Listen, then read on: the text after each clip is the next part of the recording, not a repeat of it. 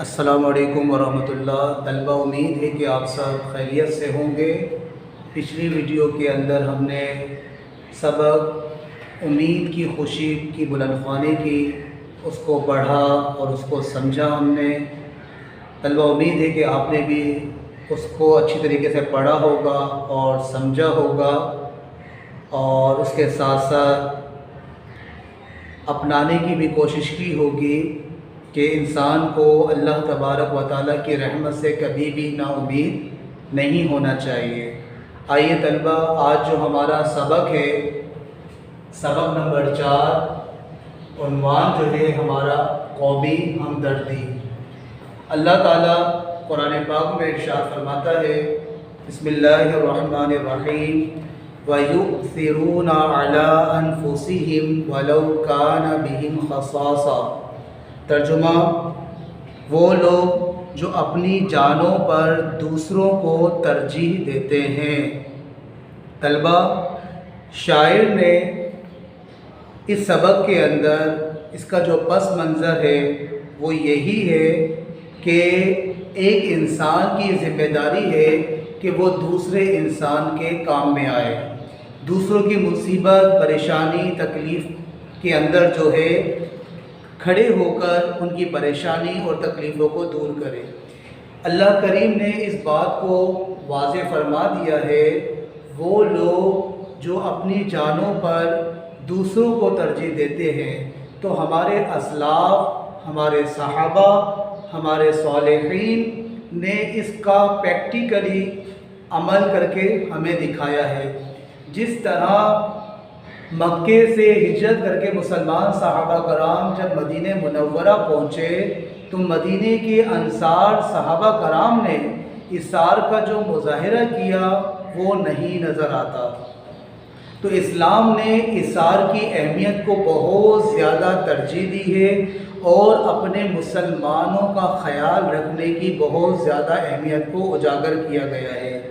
نبی اکرم صلی اللہ علیہ وسلم کی حدیث مبارکہ کا مفہوم ہے کہ مسلمان جو ہیں ایک جسم کی مانند ہیں۔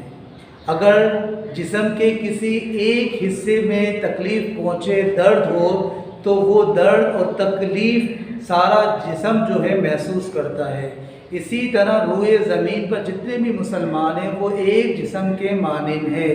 تو کسی بھی مسلمان کو روئے زمین پر کہیں پر بھی تکلیف پہنچے تو اس کا احساس دوسرے مسلمان کو ہونا چاہیے۔ تو اسی سبق کے اندر طلبہ ہم اس کو اچھی طریقے سے سمجھنے کی کوشش کریں گے کہ ہم اپنے اندر یہ جذبہ پیدا کریں کہ اپنی طاقت کے مطابق اپنے دوسرے مسلمانوں کے کام میں آئیں اور ان کی ضرورتوں کو پورا کریں۔ شاعر کہتے ہیں، اپنے لیے تو سب ہی جیتے ہیں، اس جہاں میں ہے زندگی کا مقصد اوروں کے کام آنا۔ طلبہ، آئیے اب ہم اس کی بلند خوانی کی طرف بڑھتے ہیں۔ آپ اپنی کتاب کے صفحہ نمبر 23 کو کھول لیجئے۔ آئیے طلبہ، اب ہم تعارف مصنف کی طرف بڑھتے ہیں۔ مولانا الطاف حسین حالی، ولادت 1837، وفات 1914۔ الطاف حسین نام حالی تخلص اور شمس العلماء خطاب تھا۔ والد کا نام خواجہ عزت بخش انصاری تھا۔ پانی پت میں پیدا ہوئے۔ آپ نے پہلے قرآن پاک حفظ کیا، پھر فارسی اور عربی کی تعلیم پائی۔ 17 برس کی عمر میں شادی ہو گئی۔ پھر آپ دہلی چلے گئے، جہاں مرزا غالب اور نواب مصطفیٰ خان شفیدہ کی صحبت میسر آئی۔ اس کے بعد لاہور آ گئے اور پنجاب بک ڈپو میں ملازمت اختیار کر لی۔ وہاں انہوں نے کتب کے اردو تراجم پر نظر ثانی اور درستی کا کام کیا۔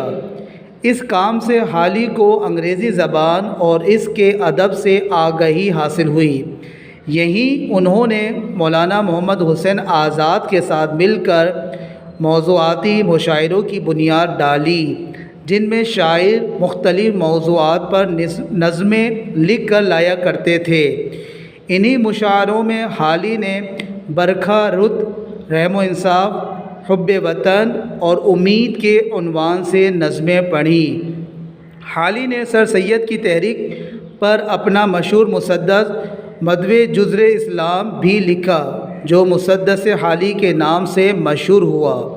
حیات سعدی، مقدمہ، شعر و شاعری، یادگار غالب اور حیات جاوید حالی کی اہم نثری تصانیف ہیں۔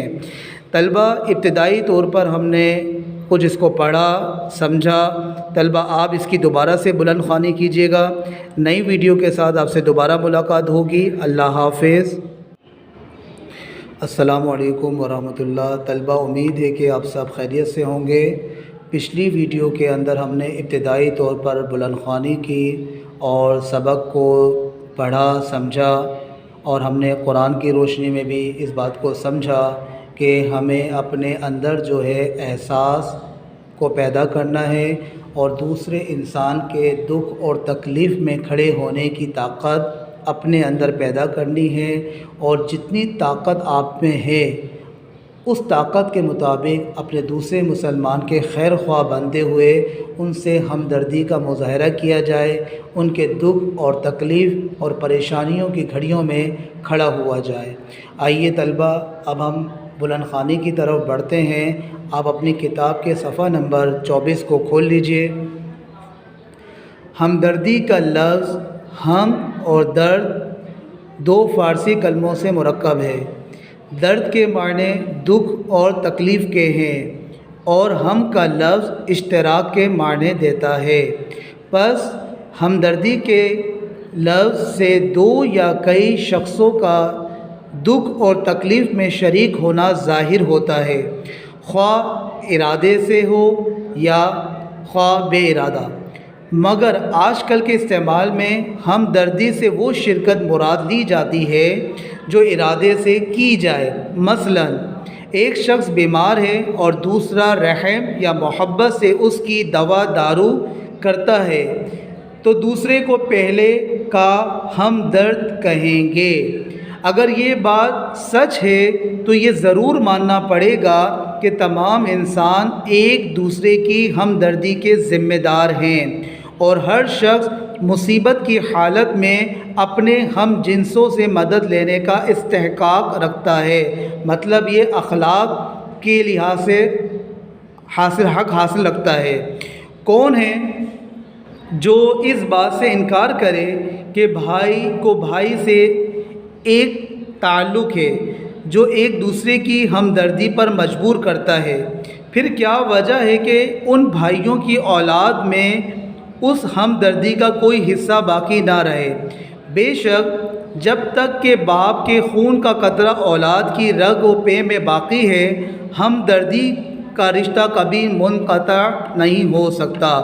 طلبہ، مطلب یہ ہے کہ ہونا تو یہی چاہیے کہ جب ہم ایک بہن بھائی ہیں، ایک والدین کی اولاد ہیں، تو ہونا تو یہی چاہیے کہ ہمارے اندر خیر خواہی، ہمدردی کا جذبہ باقی رہے۔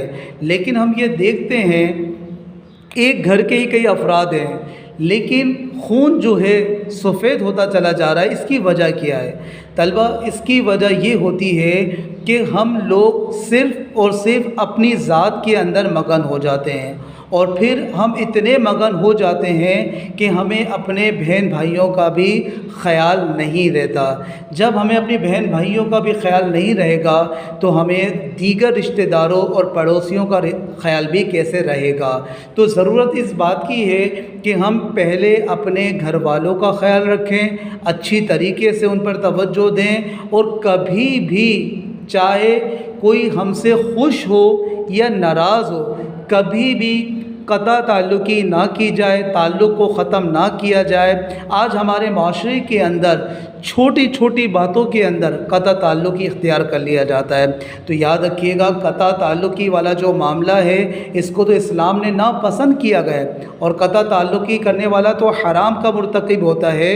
تو طلبہ اس بات کو ذہن میں رکھیں کہ ہم اپنی ذات سے کبھی کسی کو تکلیف نہ پہنچائیں، بلکہ جتنا ہو سکے اپنی ذات سے دوسروں کو ان کی مدد کریں، خیر خواہی کریں، چاہے وہ آپ کے بہن بھائی ہوں، دوست ہوں، رشتہ دار ہوں۔ آئیے طلبہ مزید بلند خوانی کی طرف بڑھتے ہیں۔ ہمدردی حیوانات میں بھی پائی جاتی ہے۔ بچوں کو ایک مدت تک پرورش کرنا، ان کے لیے غذا باہم پہنچانا، تابع مقدور ان کو دشمن کے حملوں سے بتانا۔ تابع مقدور کا مطلب ہو جہاں تک ممکن ہو سکے، جہاں تک آپ کی طاقت ہو۔ سب جانوروں کی عام خصلت ہے، اس کے سوا عام ہمدردی بھی ان میں دیکھی گئی۔ جنگلی بطخوں کا غول جب کسی کھیت میں اترتا ہے اور وہاں کسی طرح کا کھٹکا نہیں پاتا تو سب کے سب ایک صف باندھ کر دانہ چگتے ہیں، مگر ان میں سے ایک ایک بطخ نوبت بنوبت اپنے ہم جنسوں کی چوکسی کرتی ہے، یعنی کہ نگہبانی کرتی ہے، اور جب تک پہرا دیتی رہتی ہے ایک دانہ نہیں کھاتی۔ چونٹا جب کہیں اناج کا ذخیرہ پاتا ہے تو کبھی تن پروری نہیں کرتا، بلکہ اسی وقت اپنے ہم جنسوں کو خبر کر دیتا ہے اور تھوڑی سی دیر میں لاکھوں چیونٹیوں کو وہاں جمع کر دیتا ہے۔ اسی طرح اور مثالیں بھی پائی جاتی ہیں۔ اس سے دو باتیں ثابت ہوتی ہیں۔ ایک یہ کہ ہمدردی انسان کی طبیعت میں بھی ضرور رکھی گئی ہے، کیونکہ جو خوبیاں قدرت نے اور حیوانات کو عنایت کی ہیں، انسان ان کا زیادہ تر مستحق ہے۔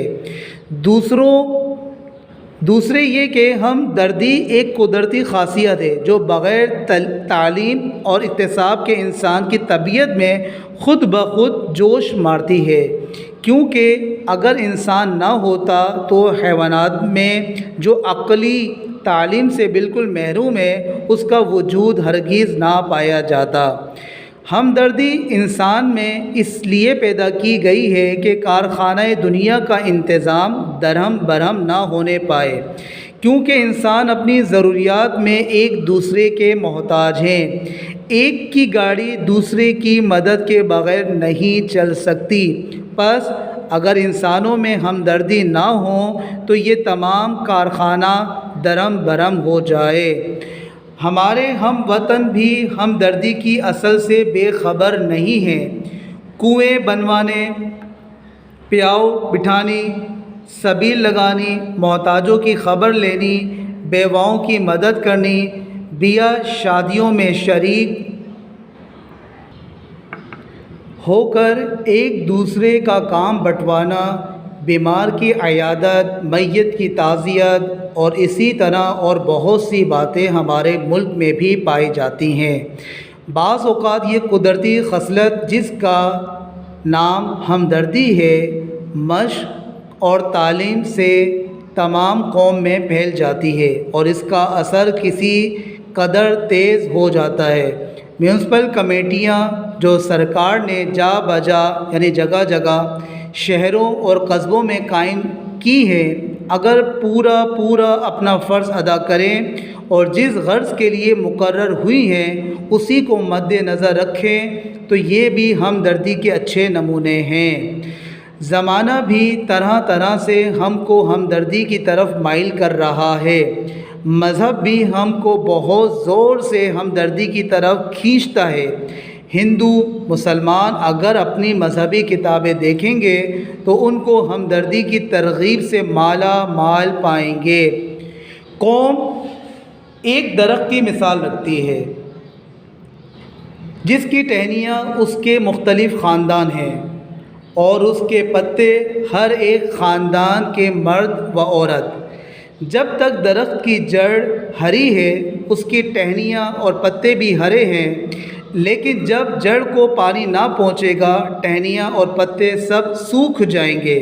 اور جو لوگ یہ سمجھتے ہیں کہ ہماری کوشش سے تمام ملک کی حالت کیوں کر بدل سکتی ہے، ان کی خدمت میں یہ عرض کیا جاتا ہے کہ صرف دو خیال ہیں جنہوں نے دنیا کے تنزل اور ترقی پر بہت کچھ اثر کیا ہے۔ ایک یہ کہ ہم کچھ نہیں کر سکتے، دوسرے یہ کہ سب کچھ کر سکتے ہیں۔ پہلے خیال کا نتیجہ یہ ہوا کہ کچھ نہ ہوا اور دوسرے خیال نے دنیا میں بڑے بڑے عجائبات ظاہر کیے۔